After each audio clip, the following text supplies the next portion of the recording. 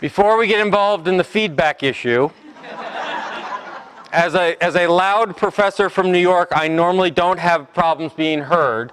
I could do this tone or I could put on the microphone. Folks in the back? Perfect? All right. There you go.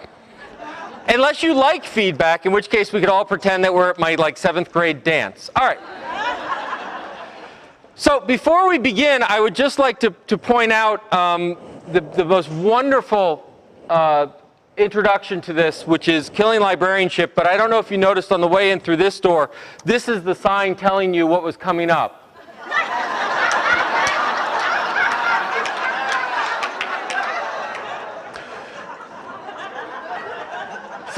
So I know where I will be at 2:15. That was good. What will kill our profession is not ebooks, Amazon, or Google, but a lack of imagination. I've looked through the program. You guys have a great couple of days ahead of you, and there's full of content from everything from social networking and collection development and change management and dealing with unruly patrons, and apparently a whole session on dealing with unruly keynotes. And as a keynoter, this is fabulous because when you're part of such a strong presentation, there's absolutely no obligation to have content in your presentation.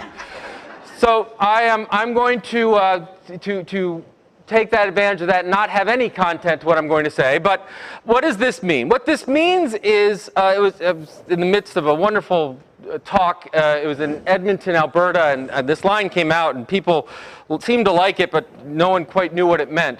But what it means is that we live in an era when we need to think big. So what I would ask you to do for the next 45 minutes or so is take advantage of the fact that you're not sitting in a library trying to figure out where the toner cartridges are, pointing to where the bathroom is. Or, as I understand it, the #1 reference question has been replaced. It is no longer where's the bathroom, it's now have you found a USB stick. Is that, all right. So, let's take advantage of the fact that we're in lovely Burlington, and it's 43 degrees outside, we don't want to go anywhere. And spend some time thinking big, because we are in a time where we desperately need to think big. We are in a time where everyone uses the word unprecedented after every other statement, right? Somewhere someone's talking about an unprecedented challenge in accountancy or something of that nature, right? Everyone's dealing with unprecedented change, great change, whatever. And it's true. That's the worst part of it, right? The worst part of it is we do live in an era where we are faced with enormous challenges, where we are faced with big problems. And this is not the time to shy away from them. This is not the time, if we're going to talk about what the new normal is, the new normal can't be introversion hiding in our shelves, hoping it goes away. We deal with this in higher education. It's not like, well, once this whole economic thing shifts out, people will be willing to spend $300 million a year in tuition. We'll just have to wait it out, right? If you look at some of the reasons we need to think big, this is from the Adult Education Commission, and what it does is it's a graph by country. Each line's a country. Thank you. The red dots, these are 45 to 54 folks. The green dots are folks 25 to 34. And what you're seeing is the percentage of folks who have, I believe it's a high school degree, high school diploma. All right? So you can see, for example, in picking one fun, in Poland, you can see that what happens is generational differences, kind of what you would expect, right? The young are getting more educated than the adults. But I want to point out this particular line, which happens to be the United States. And you'll notice something interesting about the chart, which is the red square is above the green diamond. Now, it's not way above, and frankly, we're way up at the top, so we should be pretty happy with ourselves until you look over at something like Korea. Korea is way above us, and they started much farther behind us. One of the big challenges where we need big ideas is in how we educate ourselves, how we prepare for this world. We hear all the time that education is vital, that college education is important, that college is the key to innovation, economic development, la, la, la, la, la, and I'm a professor, so I throw that line out whenever I can. except that we happened to 2010 was the first time where academic debt surpassed credit card debt in this country. And it is not because we've been paying our credit cards back so well. And partly it is. We've been doing pretty well. It turns out that when you don't eat, you don't charge a lot of things. But that graph's going down sort of like inch by inch, and the academic one's doing this. This chart shows since 1982 the growth in percentage growth in different areas. College tuition's at the top at about 450%. Medical care is only 250%. It is costing us more to get healthy, but it costs us a heck of a lot more to get smarter, supposedly. Right?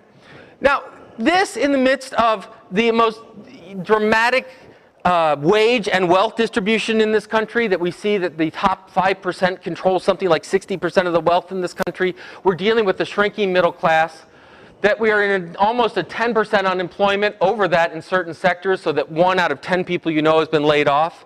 We're in an era of great division in our politics where we're just sort of figuring out, hey, do we really need a federal government? Let's see.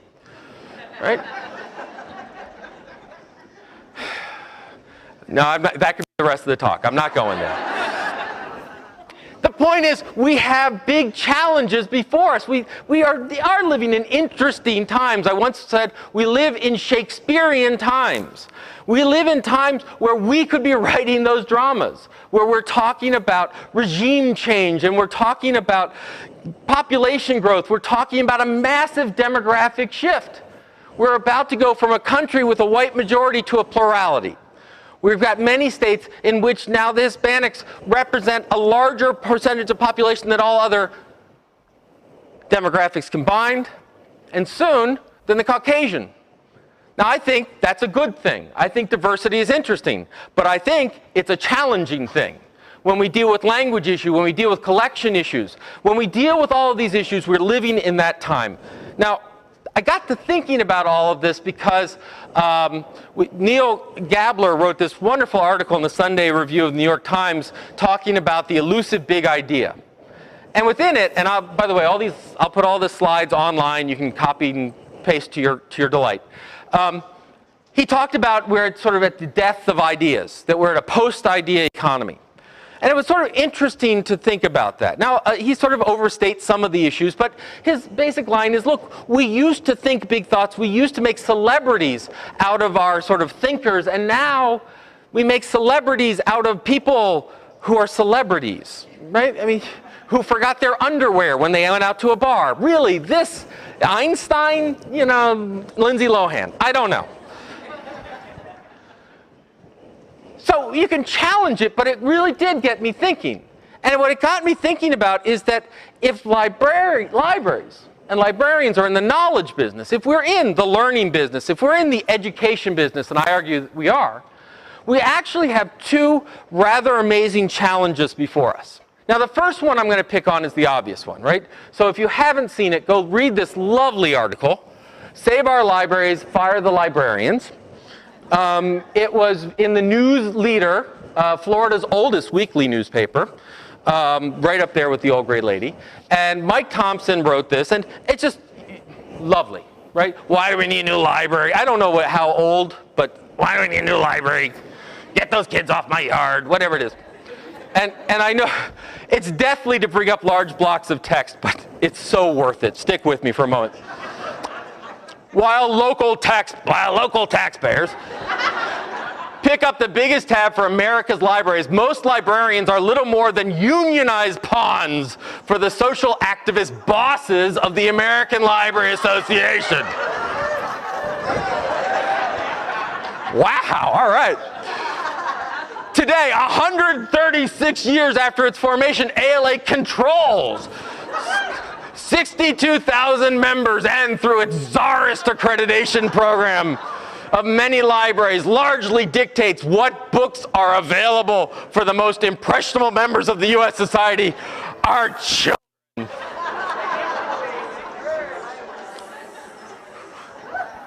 I hear you, comrades, I really do. I was called a communist for the first time the other day. I thought, you know, it's interesting when someone does that, you have an interesting reaction. The first one is, but I buy stuff, right? And the second one is, what are you wearing, a leisure suit? Communism? Really? Come on. All right. And when that person hears this webcast, I can't wait for the comments. Anyway, so we have this line, right? We go and we talk to librarians, and many a librarian has come up and said, the Tea Partiers are destroying us. I got people who don't understand. People don't believe in libraries anymore. People are small-minded. People are... And I'm not going to be here to argue that everyone has an equally valid thing to say about the world, right? So we have this sort of anti-intelligentsia, anti-library feel out there. And it is very real. We are dealing with that, and we have to deal with it. And I think that's kind of interesting. But what really got me thinking about the big idea one was that I think we have a rather interesting second front that's opening up, second problem. And it can be represented by this. Now, I don't know if you know what Clue is. Clue is the next big thing. What Clue does, and I know you can't read that, so I'll tell you, you can go with your smartphone and walk through New York City, and when you have to go to the bathroom, I'm not making this up, you can rent people's bathrooms. I don't know if it's by the hour. I don't... Right? And if you don't like this one, here's another one. FakeGirlfriend.co. Now this one you probably can read, so you're welcome to try it out on your phones. Now, you save this number, it says girlfriend, you send a text to this number, and what happens is you'll get responded with a random girlfriend-esque message. About a minute later, the fake girlfriend will call you with a pre-recorded message, and after you hang up, tell everyone how great your girlfriend is. That's just so sad, you know? The reason I bring this up is that this is a startup, and my God, someone will probably give them a check, right? The opposite side of this equation from people who don't necessarily believe in libraries' missions, in knowledge and education, all this other stuff, is those that seek to take ideas and monetize them as fast as they can. Right? That what we have is we have a plethora of small ideas. And these small ideas aren't bad. It's just a matter that there's this drive to monetization. That the way that all economic development is going to happen in Connecticut or Rhode Island or here in Vermont is that everyone's going to start their own business. And I think there's actually a lot of valid, and we're going to talk about a lot of valid things to entrepreneurship, to innovation, to startups. But the problem is it quickly becomes, why think about it if you can't monetize it? And what you can monetize tends to be a lot smaller than the issues that we're facing. That what we, you know, wow, we can do moped delivery of cat food. Get me to a venture capitalist and let me patent that before anyone does it, right? This doesn't say, hey, we can solve democracy, right? How do you monetize, well, once again, monetizing democracy, we have the federal government, but we'll keep going. What we have are things like this Me Too mentality, that we go in and, well, it's Facebook, but it's not exactly Facebook, right? It was like when Google Plus came out. What's Google Plus? Facebook with circles.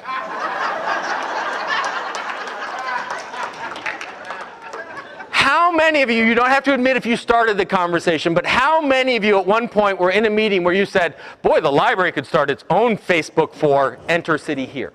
Right? We could do our own social network. And the answer is, why? It's there.